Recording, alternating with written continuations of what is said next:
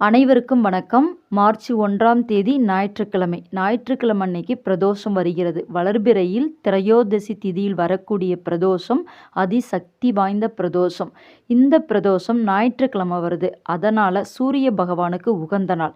அன்றைய பிரதோஷத்தை பானு பிரதோஷம் அல்லது ரவி பிரதோஷம் என்று சொல்லப்படுது. ஞாயிற்றுக்கிழமையில் வரக்கூடிய பிரதோஷம் ரொம்ப விசேஷமானது. ஞாயிறு மற்றும் திரையோதசி ரெண்டுமே இணையும் நாள்.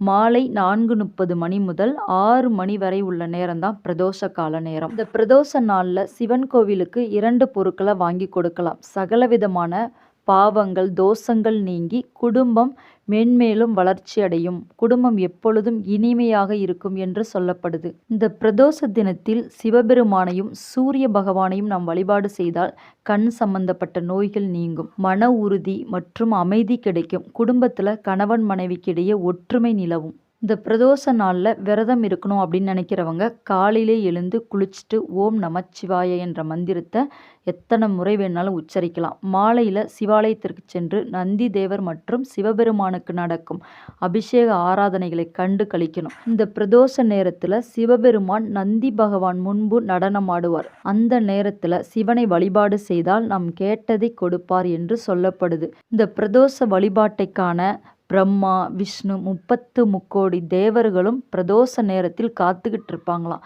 இந்த நேரத்தில் நாம் வழிபாடு செய்யும் போது அனைத்து தெய்வங்களின் ஆசீர்வாதமும் நமக்கு கிடைக்கும். பானு அல்லது ரவி என்பது சூரியன் என்று பொருள். சூரிய பகவானை அன்று வழிபாடு செய்யணும். ஞாயிற்றுக்கிழமை வரக்கூடிய பிரதோஷ தினத்தன்று சிவபெருமானையும் வழிபாடு செய்யணும், சூரிய பகவானையும் வழிபாடு செய்யணும். பிரதோஷ நாளில் சிவ வழிபாட்டிற்கு சிவன் கோவிலுக்கு 2 பொருளை வாங்கி கொடுக்கணும். அதில் முதலாவது வாங்கி கொடுக்க வேண்டியது பசும்பால், 2வது வில்வ இலை. இந்த 2 பொருளையும் நாம் வாங்கி கொண்டு கொடுத்தோம் அப்படின்னா எப்பேற்பட்ட தோஷங்களாக இருந்தாலும் பாவங்களாக இருந்தாலும் நிவர்த்தி ஆகும் என்று சொல்லப்படுது. வெண்மையான இந்த பாலை 1/2 லிட்டர் அல்லது 1 லிட்டர் என்ற அளவில் வாங்கி கொண்டு சிவபூஜைக்கு கொடுக்கணும். வில்வ இலை 1 இலை கிடைத்தா கூட போதும். அன்றைய தினத்தில் சிவபூஜைக்கு வில்வ இலை கொடுக்கணும். இந்த 2 பொருட்களையும் பிரதோஷ நேரத்தில் வாங்கி கொடுத்து சிவ வழிபாட்டில் கலந்துக்கோங்க. சிவனை மனதார வேண்டிக்கிட்டு வாங்க.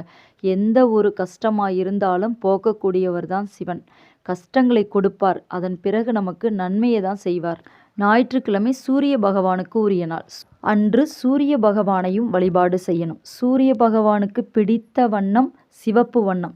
சிவப்பு நிறத்தில் உள்ள வஸ்திரம் வாங்கிட்டு போயிட்டு சிவன் கோயிலில் நவகிரகத்திற்கு சூரிய பகவானுக்கு போடலாம். அல்லது சிவப்பு நிறத்தில் உள்ள செம்பருத்தி பூ, இட்லி பூ, இந்த பூக்களை கொண்டு போயிட்டு நவகிரகத்திற்கு வைத்து சூரிய பகவானை வேண்டிக்கிட்டு வரலாம். அரசாங்க வேலை, பதவி உயர்வு, பேர் புகழ் இதெல்லாம் கிடைக்கணும் அப்படின்னா அதற்குரிய அதிபதி சூரிய பகவான். சூரிய பகவானை அன்றைய தினத்தில் வேண்டணும் அப்படின்னா சூரிய பகவானின் அருளும் கிடைக்கும். சூரிய தோஷங்கள் ஏதாவது இருந்தால் அது நீங்கிடும். ஞாயிற்றுக்கிழமை வரக்கூடிய பிரதோஷ தினத்தில் சிவபெருமானையும் சூரிய பகவானையும் நாம் வழிபாடு செய்தால் எப்பேற்பட்ட தோஷங்களாக இருந்தாலும் நிவர்த்தி ஆகும் என்று சொல்லப்படுது. பிரதோஷ நாளில் கோவிலுக்கு போக முடியலனாலும் செம்பருத்தி பூவை உங்கள் வீட்டிலே உள்ள சுவாமி படத்துக்கு வைத்து மனதார வேண்டிக்கோங்க. சிவனின் அருளையும் பெறலாம், சூரிய பகவானின் அருளையும் பெற முடியும். மாசி மாதத்தில் வரக்கூடிய பிரதோஷம் அப்படின்றதுனால ரொம்ப அதிசக்தி வாய்ந்த பிரதோஷமாக தான் சொல்லப்படுது. ஏன்னா இந்த மாதத்தில் அனைத்து தெய்வங்களுடைய ஆசீர்வாதமும் இருக்கும்.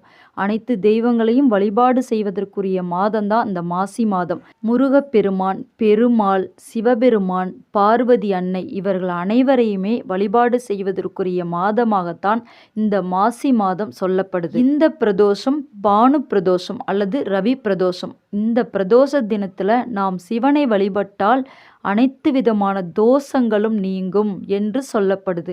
இந்த வீடியோ உங்களுக்கு பிடிச்சிருந்தா லைக் பண்ணுங்கள், ஷேர் பண்ணுங்கள், மறக்காமல் சப்ஸ்கிரைப் பண்ணிக்கோங்க. நன்றி, வணக்கம்.